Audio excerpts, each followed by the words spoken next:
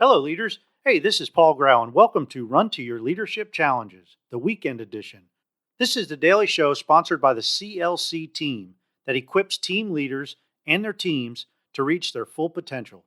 Find out more about them at clcteam.com.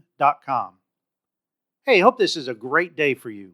And today, since it's the weekend edition, I want to talk about how crowded our house has become with my two oldest daughters back in the house for a while. Now, as my oldest prepares for med school and my 22-year-old prepares to go to Cambridge in the fall, they have cleaned out their college rooms and migrated back to the motherland, aka home. Now, don't get me wrong, I absolutely love having a full house, but it does come with some challenges. I mean, we now have 7 people in our 3-bedroom house. So, as you can imagine, this is pretty tight. Now, we did convert our family room into a bedroom for our 2 oldest, and they are actually set up pretty nicely, thanks to my wife, Jen, for being so extremely creative. The rest of us, well, we're still in our same places, so it hasn't really impacted us too much, or so it would seem, right? The thing is, when you kind of lose one big room, especially the family room, with the big screen TV and lots of space for the littles to run around, well, the rest of the house seems to feel a lot smaller.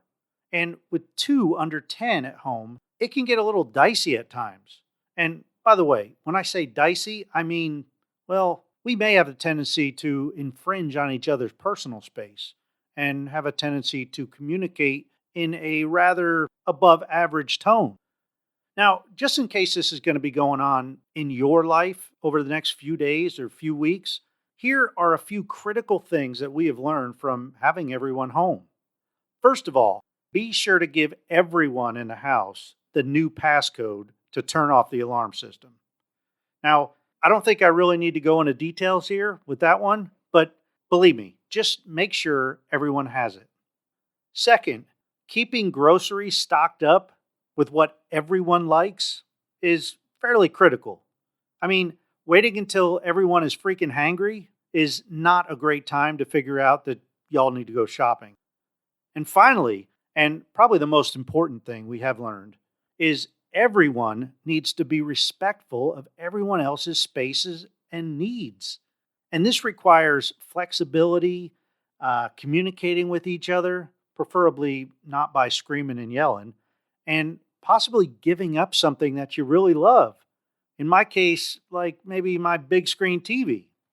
You see, all in all, I am extremely happy to have the whole family home together. And it's pretty crazy at times, but I love it.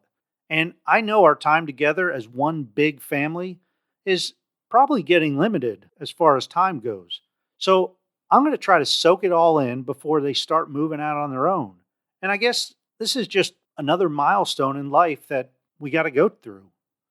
Today's challenge is for you to think about how you can be more respectful to the people in your life and to ask yourself what you may be missing when it comes to family and friends. If you're a parent, man, your kids, they grow up fast, believe me. And if you have close friends and or significant others, be sure to cherish your time together.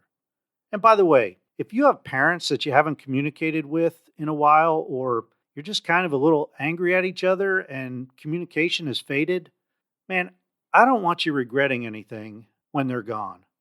So reach out to them and tell them that you love them, even if they've done you wrong, because you only have one mom and dad. I know when my dad died, it was very sudden, and I didn't have a chance to say goodbye, but I didn't leave anything unsaid either. So I was able to rest easy on that. You see, we're not guaranteed tomorrow. So, man, enjoy today. Cherish your times together and respect and love each other. Hey, I hope you have a great rest of your weekend. And until Monday, run to your challenges.